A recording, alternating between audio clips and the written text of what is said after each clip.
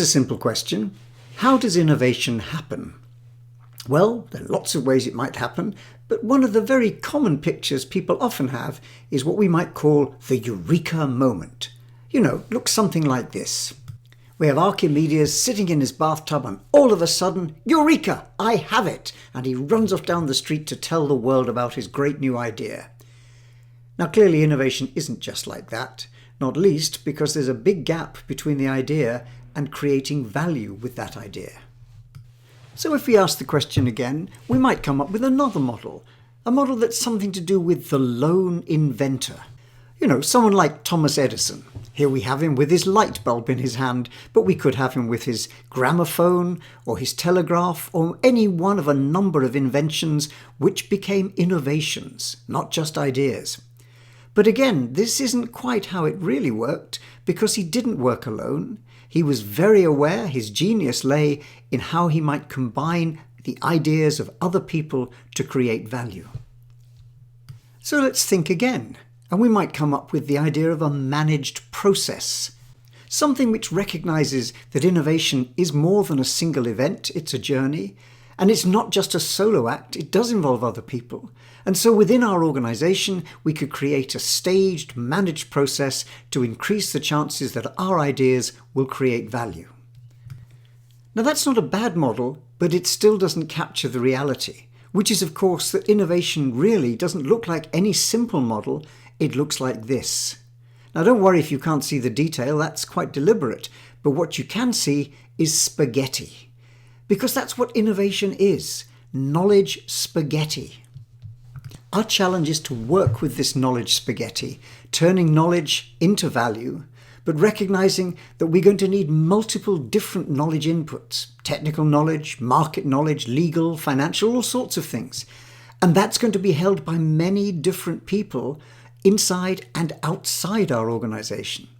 So we need a framework, a process, some way of weaving those strands of knowledge spaghetti together. Now this idea of innovation as a multiplayer game isn't a new one.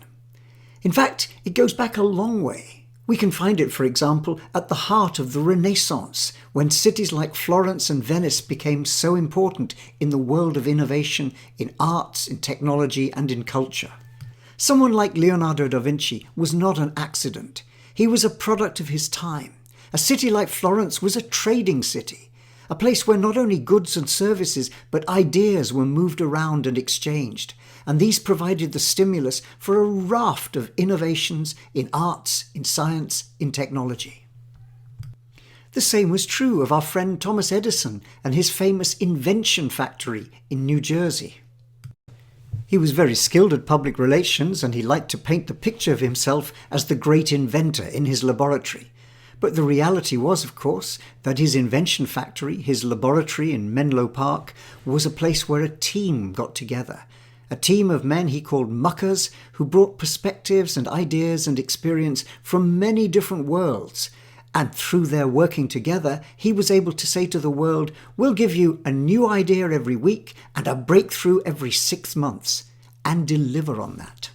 Now the principle that innovation is a multiplayer game and it depends on being open to new ideas is something which is well supported in research.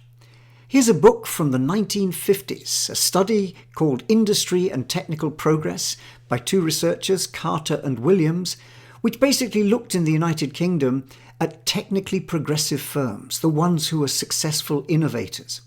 And they found there was a very big correlation between the firms they called cosmopolitan, which were essentially firms who looked outside, were open to new ideas, and those which were parochial, looking inwards, referring to people like them, essentially inhabiting a small and rather isolated world. And it's an idea which still has resonance today.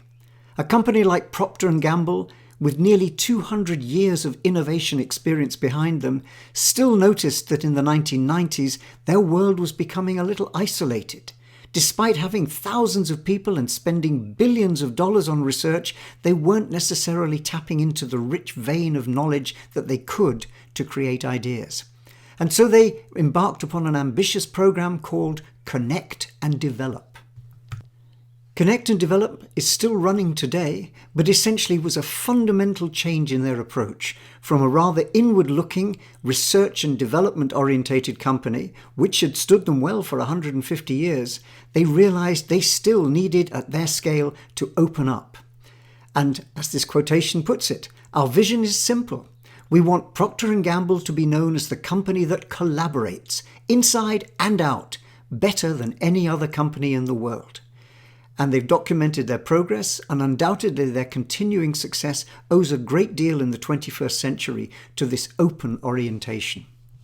And this idea of increasing openness, even for a large, successful firm, is very much captured in the work of Henry Chesborough, who in 2003 gave the world a valuable label to describe this kind of distributed innovation process. His book had the catchy title Open Innovation, and in it, and in the many articles and speeches that he gave around it, he gave the world a valuable addition to our vocabulary. And so what we're really talking about, 20 years nearly after that book, is essentially how we make it happen, how we work in a world of distributed innovation where so much knowledge that we need and could use to make value is outside of our organization.